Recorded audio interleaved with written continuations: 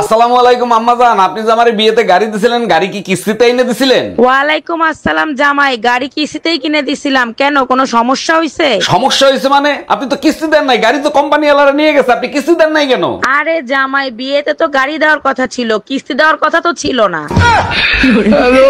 আম্মু, এই প্রশ্নের উত্তরটা একটু বলো তো, হসপিটাল কাকে বলে? আমরা অসুস্থ হলে একটা নির্দিষ্ট স্থানে চিকিৎসা নেই, সেটাকে হাসপাতাল বলে। পোলাপান্ডে কি সব উল্টা পুল্টা শিখাচ্ছ, যেটা জানো না সেটার উত্তর দিতে যাও কেন? আমি তো কিছুই জানি না, তুমিই সবকিছু জানো, তাহলে তুমিই বলো হসপিটাল কাকে বলে। পৃথিবী থেকে নরকে যাওয়ার রাস্তার মাঝখানে যে টোল প্লাজা পড়ে তাকেই হসপিটাল বলে।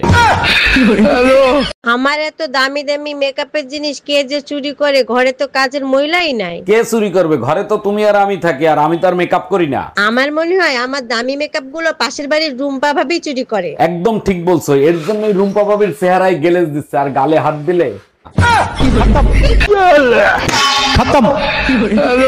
এই কই তুমি? শিগগিরই চলো, আমার বাবা স্ট্রোক করছে, হাসপাতালে ভর্তি করতে হবে। হসপিটালে ভর্তি করতে হবে না, তোমার বাপের ট্রিটমেন্ট আমিই করব। ফাইজলামি করো, তুমি ট্রিটমেন্ট করবা কিভাবে? তুমি কি ডাক্তার নাকি? তুমি ইউটিউব দেখে অখাদ্য কুখাদ্য রান্না করো, সেগুলো আমি খাই না। আমিও ইউটিউব দেখে ডাক্তার হইছি, তোমার বাপের ট্রিটমেন্ট আমিই করব।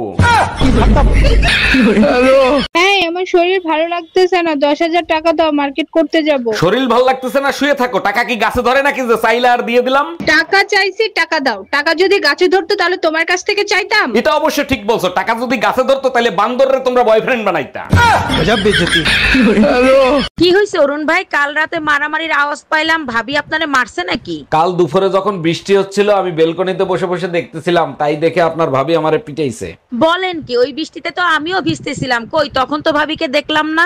আপনি যখন ভিজতেছিলেন, আপনার ভাবি অন্য জানালা দিয়ে লুকিয়ে লুকিয়ে দেখতেছিল। ভাইজান, কালকে আপনার দোকান থেকে 15,000 টাকা দিয়ে একটা শাড়ি নিছি। শাড়িটা আমার হাজবেন্ডের পছন্দ হয় নাই, পাল্টাতে হবে। ম্যাডাম, আপনি এক কাজ করেন, ম্যারেজ বিউরোতে চলে যান, ওখানে সুন্দর সুন্দর ছেলে পাওয়া যায়। আরে ভাই, আমি শাড়ি পাল্টাতে আসছি, সুন্দর সুন্দর ছেলে দিয়ে কি করব?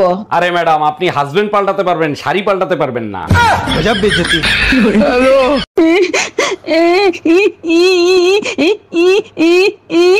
এই রুম্পা, কি হয়েছে তোমার? এইভাবে কাঁদতেছো কেন? আমি জানি তো, আমার কান্না তুমি সহ্য করতে পারতেছো না, খুব খারাপ লাগতেছে, তাই না?